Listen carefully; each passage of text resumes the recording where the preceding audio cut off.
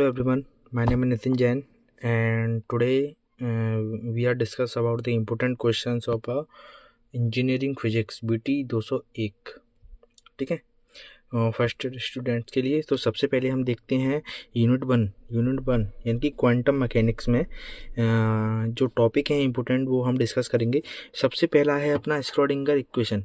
Schrödinger equation में ये time dependent और टाइम इंडिपेंडेंट ये दोनों ही बहुत ज़्यादा इम्पोर्टेंट हैं, जो कि प्रीवियस ईयर की क्वेश्चंस हाँ उनमें आए हुए हैं, तो ये करके ही जाएं। ठीक है, बहुत ज़्यादा इम्पोर्टेंट है।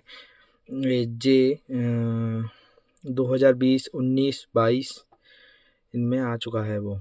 ठीक है, और सेकंड है अपना particle and 1D box. 1D box का जो ये भी डेरिवेशन है और ये भी डेरिवेशन है, इसमें मैक्सिमम ही डेरिवेशन है। तो आप पार्टिकल है ना 1D बॉक्स वाला, ये भी इम्पोर्टेंट है। अनसर्टेनिटी प्रिंसिपल, ये भी बहुत ज़्यादा इम्पोर्टेंट है। Free particle wave equation and wave packet की डेफिनेशन, इसके बारे में फ्री पार्टिकल का वेव फंक्शन, इसके ऊपर भी एक शायद डेरिवेशन है। वेव पैकेट के बारे में आप थोड़ा पढ़ के जाएँ। ठीक है, ये भी इम्पोर्टेंट है।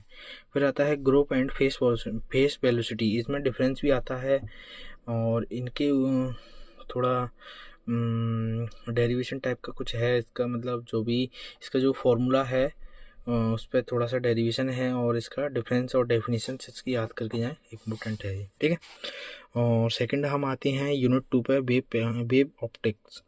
इस पे है पहला यंग डबल स्लिट एक्सपेरिमेंट, ये भी इम्पोर्टेंट है, जो कि 22, 23, 24 में आ चुका है। न्यूटन रिंग सेकंड टॉपिक है अपना। न्यूटन रिंग बहुत ही ज़्यादा इंपॉर्टेंट है, जो कि 19, 20, 22, 24 में आ चुका है। माइकलसन इंटरफेरोमीटर, ये भी बहुत ज़्यादा इम्पोर्टेंट है। और है मैक्जेंडर इंटरफेरोमीटर, ये भी बहुत ज़्यादा इम्पोर्टेंट है। ठीक है, 22, 23, 25 में आ चुका है, इम्पोर्टेंट है। क्या है डिफ्रैक्शन ग्रेटिंग एंड क्रीश, पता नहीं क्या लिखा है, थोड़ा स्पेलिंग मिस्टेक है वही सर, चलो छोड़ो, आप इसको देख लेना। ग्रेटिंग डिफ्रैक्शन ग्रेटिंग ये थोड़ा मतलब इतना भी इम्पोर्टेंट नहीं है, बट आप इसको पढ़ के जा सकते हो। इसका थोड़ा मिस्टेक है, मैं देख लूँगा। 22, 23, 25 में आ चुका है ये।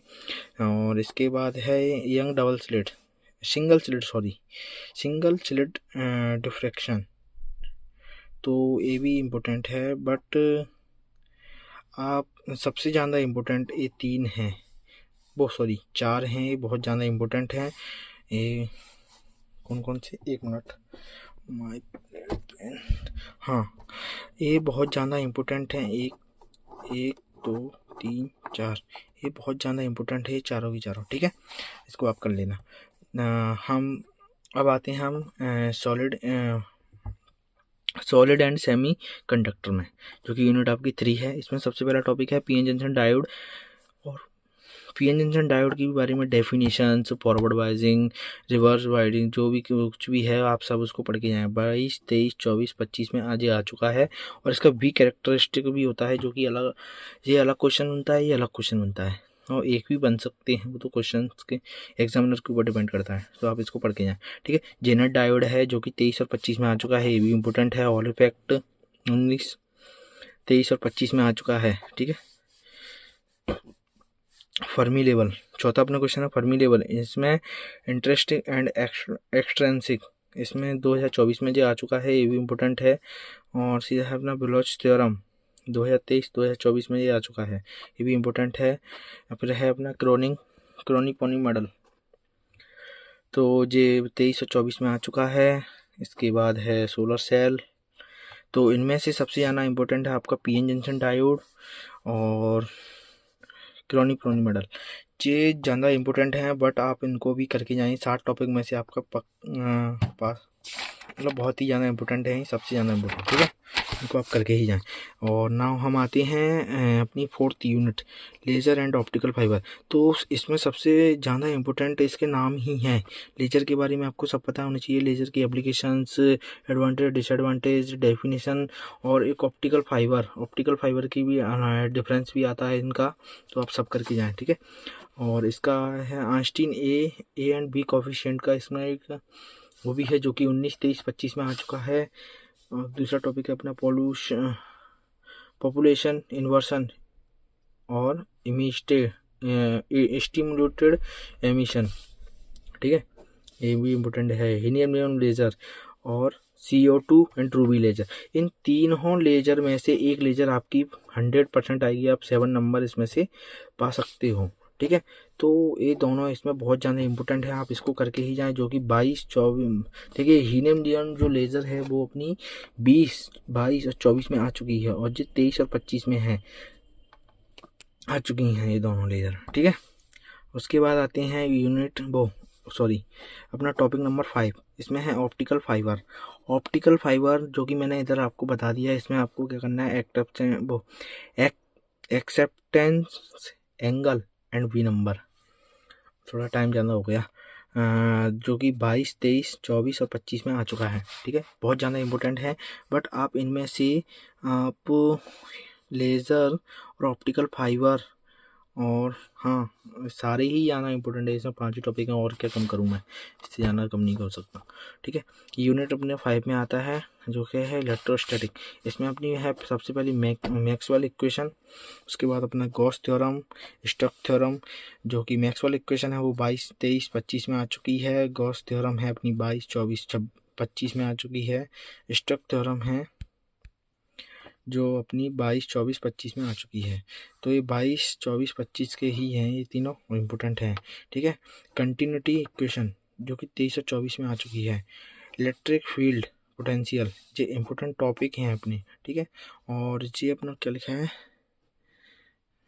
पता नहीं क्या लिखा है, इसको आप छोड़ सकते हैं, इसमें ये नहीं आएगा, इसके चांसेस कम हैं, आप इसको छोड़ो, ठीक है, इम्पोर्टेंट नहीं है ये।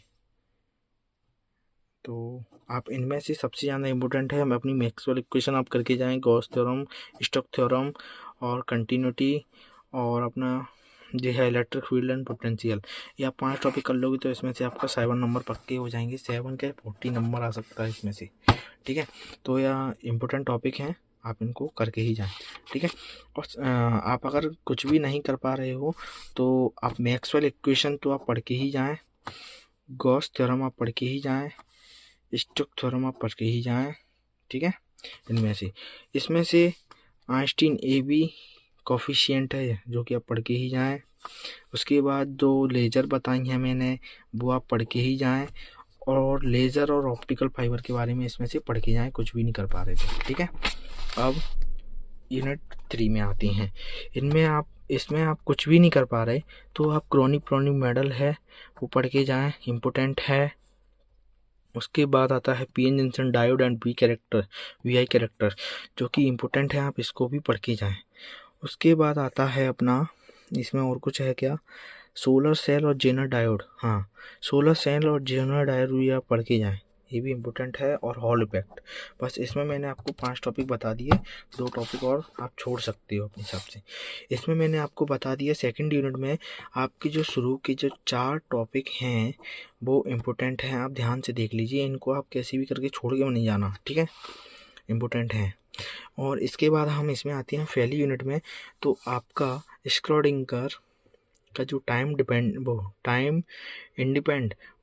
डिपेंडेंट है वो मस्ट आता ही है, इसमें से 7 नंबर का आता ही है, ठीक है। पार्टिकल 1D बॉक्स का और अनसर्टेनिटी प्रिंसिपल में से आप एक कर लो, वो इन दोनों को तो आप करके ही जाएं, ठीक है। पहला क्वेश्चन, दूसरा क्वेश्चन और तीसरा क्वेश्चन, ये तीनों इम्पोर्टेंट हैं, और जो ग्रुप और फेस वेलोसिटी है आप इसमें थोड़ा पढ़ के जाएं, और वेव फैक्टर और वेव फंक्शन में आप थोड़ा पढ़ के जाएं, पर ज़्यादा इंपॉर्टेंट आपके ये 3 हैं, ठीक है। 3 बहुत ही ज़्यादा इंपॉर्टेंट है, आप किसी भी हालत में इसको छोड़ के मत जाना। उसके बाद अगर आपको टाइम मिले तो आप इन दोनों को और पढ़ लेना, ठीक है। बस इतने ही इसके क्वेश्चंस हैं, तो आप लाइक और सब्सक्राइब कर लें, जिससे कि आगे आने वाले इम्पोर्टेंट क्वेश्चंस भी हम आप पे जल्दी से जल्दी पहुंच सकें। Thank you, please like and subscribe करें, थैंक यू।